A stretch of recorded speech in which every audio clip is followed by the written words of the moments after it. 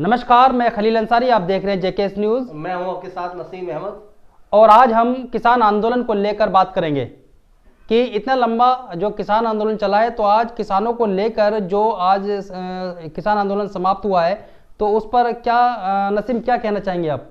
जी बिल्कुल, मैं आपको बता दूं, जिस तरीके से ये आंदोलन पिछले एक साल चला और काफ़ी एक साल चलने के बाद में अब ये जो आंदोलन है ख़त्म हो गया है। अब जो लोग हैं, जो किसान हैं, वो अपने घर दोबारा पलायन कर रहे हैं वापसी।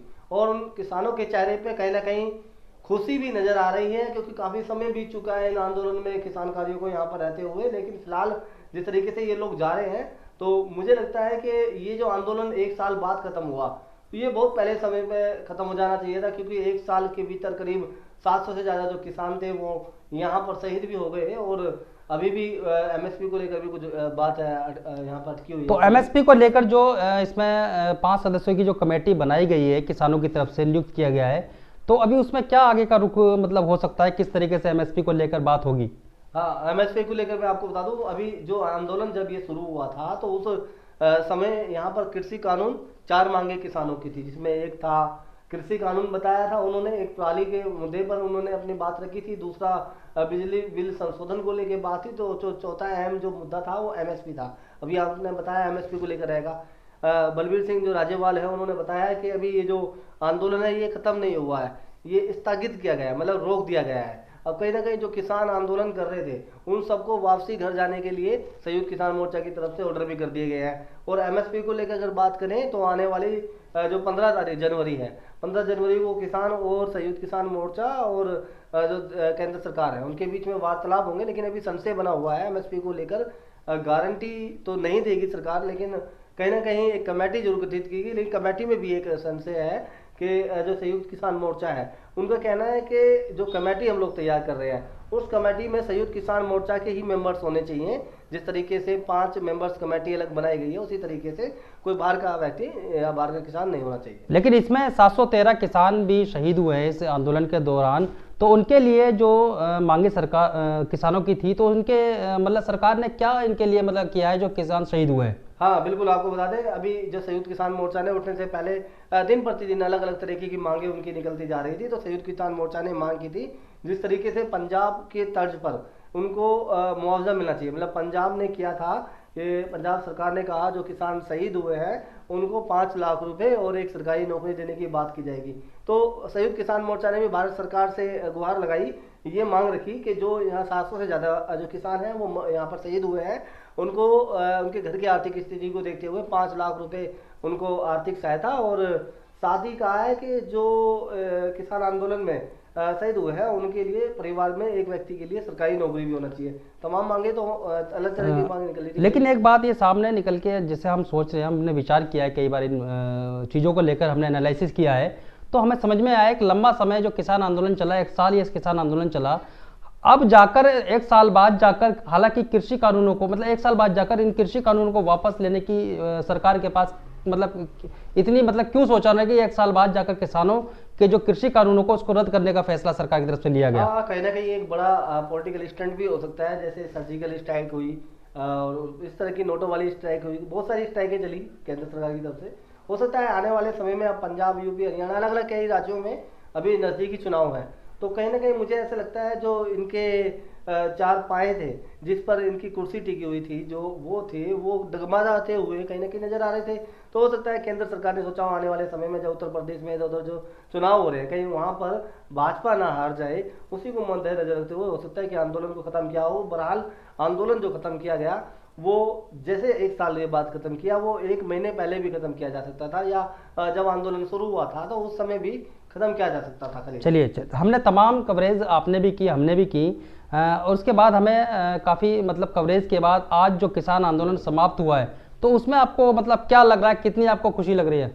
देखिए, खुशी हमें तो बहुत ज़्यादा है क्योंकि कवरेज नहीं करनी पड़ेगी, लेकिन सबसे ज़्यादा जो खुशी है वो किसानों को है। आज सुबह मैं देख रहा था बहुत सारे किसान जो थे वहाँ पर नाच रहे थे, खुशी मना रहे थे। कोई किसान वहाँ पर जो है मिठाइयाँ बांट रहे थे। तो अभी जो किसान है वो खुशी खुशी अपने यहाँ से, पहले उन्होंने नगर कीर्तन निकाला वहाँ से, और अपना साव लाव लश्कर के साथ जैसे वो यहाँ पर आए थे वैसे ही अपने घर को वापसी हो गए हैं। लेकिन खुशी में कुछ किसान ऐसे भी थे जो नाराज भी नजर आए। कुछ किसानों का ये कहना था कि जैसे हम लोगों का एक जत्था यहाँ पे आया और उस जत्थे में से 713 जो किसान हैं वो शहीद हो गए, वो वापस अपने घर नहीं जा पाए, तो कहीं ना कहीं उनके चेहरे पे ये मायूसी भी थी कि वो भी अपने घर जाते। लेकिन इनको ये फक्र है कि जब भी कोई बड़ा आंदोलन या बड़ी कोई लड़ाई होती है तो उसमें शहादत जरूरी देनी होती है, जहाँ कुछ करो या ना करो लेकिन फिर भी शहादत होती है। किसी के पास में जान माल की शहादत होती है तो किसी के पास में आते हैं अलग अलग तरीके की। लेकिन ऐसा तो नहीं कहीं अब एमएसपी को लेकर कोई पेच फंस जाए और हो सकता है फिर आगे ये इस तरीके का प्रदर्शन फिर शुरू हो जाए। जो किसान नेता हैं योगेंद्र यादव, उन्होंने कहा था कि एमएसपी को लेकर जरूरी नहीं है आंदोलन, जो बॉर्डर्स हैं उनको सील करके किया जाए, सड़कों को जाम करके किया जाए, जत्थों के साथ में किया जाए। उनका कहना ये है, मेरी बात समझ में नहीं आती, 1 साल पहले जब पूरा जत्था लेकर यहाँ पर आ गए थे तब ये बात उनके माइंड में क्यों नहीं आई, लेकिन अब जो आ रही है चलो ठीक है, देर आए दुरुस्त आए, लेकिन उनका कहना है कि आंदोलन जारी रहेगा। एमएसपी पर जो कमेटी गठित की जाएगी उस कमेटी के अनुसार आंदोलन चलेगा। मतलब कि पहले 50,000 आदमियों से आंदोलन चल रहा था, अब सिर्फ 5 आदमियों से आंदोलन चलेगा। तो कहीं ना कहीं ऐसा भी हो सकता है कि अब जो किसान नेता हैं उन्हें अपनी गिरफ्तारी की जो चिंता थी वो ज़्यादा सता रही हो या सरकार का दबाव आया हो तो अपने बयान भी बदलते हुए नजर आ गए। ये पहले भी सोचना चाहिए था उनको। जी बता। इसमें आपने देखा था कि आपने बीच में भी हमने देखा था जिस तरीके से कि जो 26 जनवरी के दौरान एक परेड की गई थी, लाल किले के ऊपर ध्वज लहराया गया था, उसमें कई किसानों पर मुकदमे हुए थे, तो उसमें लेकर सरकार की तरफ से क्या फैसला लिया गया है? मैं आपको बता दूं, ये बहुत इंपॉर्टेंट सवाल आपने पूछा है। इसमें अभी जिस तरीके से बताया था 50,000 से ज़्यादा लोगों के ऊपर, किसानों के ऊपर मुकदमे हैं, जिसमें सबसे ज़्यादा मुकदमे हरियाणा में रेल रोको अभियान के तहत हुए थे, क्योंकि उन्होंने काफ़ी रेलें रोकी थी और उसके तहत हुए थे। लेकिन सबसे कम और सबसे बड़े अपराध और मुकदमे की बात करें तो लाल किले पर जो 26 जनवरी के दिन हुआ, जो किसानों द्वारा वहां पर हुड़दंग मचाया गया, वहां पर राष्ट्रीय ध्वज का अपमान किया गया, लाल किले पर झंडा उतार कर अपना निशान साहिब का ध्वज वहां पर फहराया गया। अच्छी बात है ध्वज फहराया जाए, लेकिन राष्ट्रीय ध्वज का अपमान करना कोई अच्छी बात नहीं है। उनके ऊपर कहीं ना कहीं देशद्रोह का मुकदमा भी लगाया है, लेकिन मुझे नहीं लगता कि जो 50,000 से ज़्यादा जो किसानों के ऊपर मुकदमे हुए हैं उनमें से गिने चुने जो लोग हैं जिन्होंने लाल किले पर हुड़दंग किया और राष्ट्रीय ध्वज का अपमान किया और उनके ऊपर देशद्रोह का मुकदमा लगाया, शायद वो वापस ना हो और होना भी नहीं चाहिए। हम लोग भी नहीं कहेंगे, क्योंकि अगर कोई हमारे राष्ट्रीय ध्वज का अपमान करता है तो उसका जो है उसको सजा उसकी मिलनी चाहिए। लेकिन जिस तरीके से सरकार, केंद्र सरकार ने कहा है जो मुकदमे लगाए गए हैं वो वापस लिए जाएंगे, तो कहीं ना कहीं ये भी एक हिस्सा है। इस पर भी मैं तो कहता हूँ केंद्र सरकार इस पर विचाराधीन रहे।